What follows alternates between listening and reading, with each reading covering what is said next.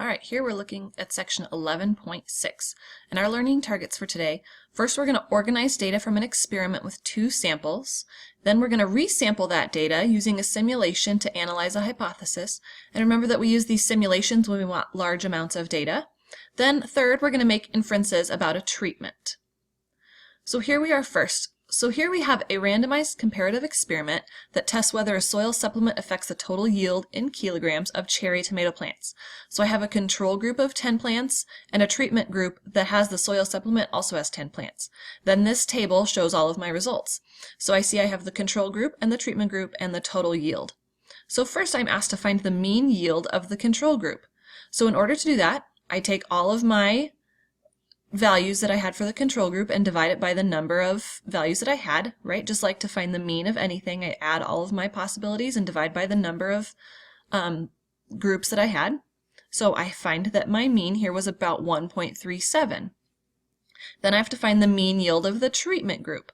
So I do the same thing. I take all of the values from my treatment groups and add them, then divide by 10. So I get my mean was 1.69.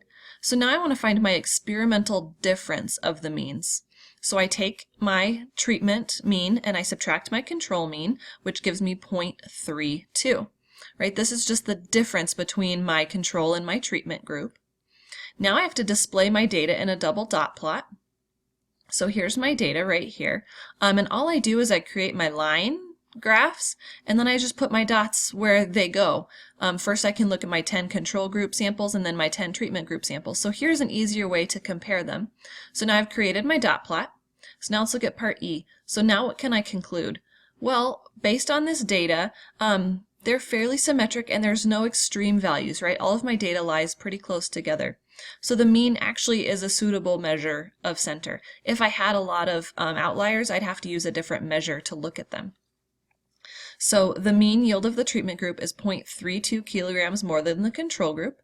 So it appears that the soil supplement is slightly effective, but I'm only looking at 10 plants in each group. So this could actually be from chance, right? We have to continue to think about how many possibilities we looked at, what our control group was, what our sample size was. So that all has to do with this as well.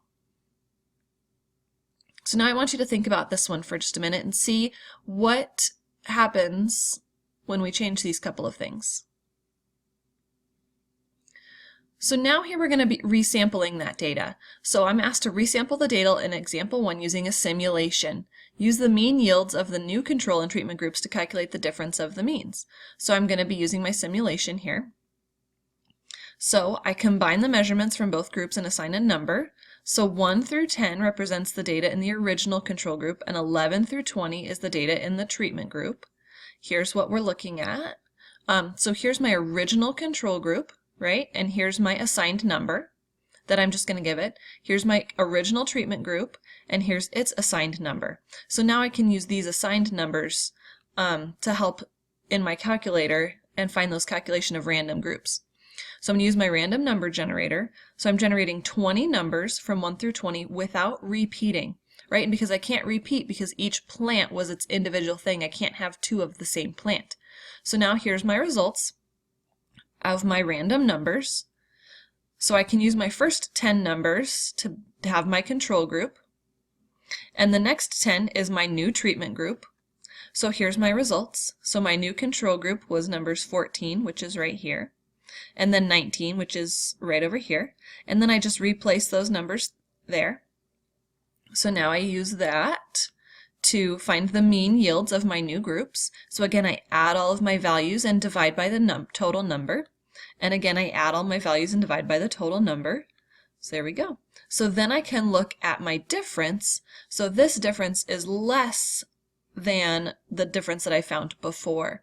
So I just looked at a new sample and I found my experimental difference by subtracting my means, and I could figure out that this is less than the experimental difference that I found earlier.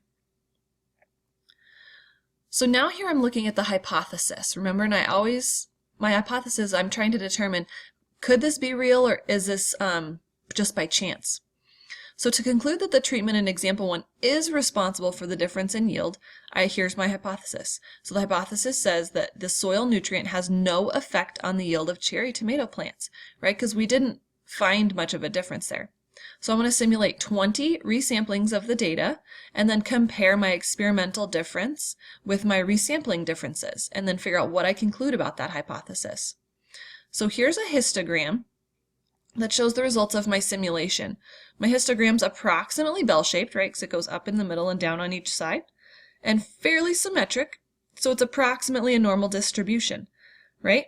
And so here, my assumption in the very middle is that my new treatment minus my new control, the means of those, is 0. So that's my kind of center mark of my bell curve. And then my experimental differences, my mean differences on both ends. Okay, so now I can look at this and I can compare. So the hypothesis assumes that the difference of the mean yields is 0. So it assumes that we're right here in the middle. So my experimental difference that I found from my first, in example 1, was way over here of 0.32. So that lies close to my right tail. So from this graph, there's 5 to 9 values, right? 5 to 9 values out of 200 that are greater than this, which is less than 5% of the values. So less than 5% of my values lie way over here. Okay. Also, the experimental difference falls outside the middle 90% of the resampling differences, right? And 90% goes from that negative 0.275, so right about down here, to 0.275, right? And I can say that because of I can count the numbers that are in there, or I can look at my normal distribution curve. Okay, so this means it's pretty unlikely to get a difference this large when you assume that the difference is 0. Meaning that they're the same, that they don't differ.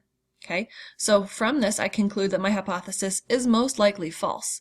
So the soil nutrient does have an effect on the yield of cherry tomato plants. Because the mean difference is positive, the treatment increases the yield, right? Because here's where my experiment actually happened, and here was where my assumption was.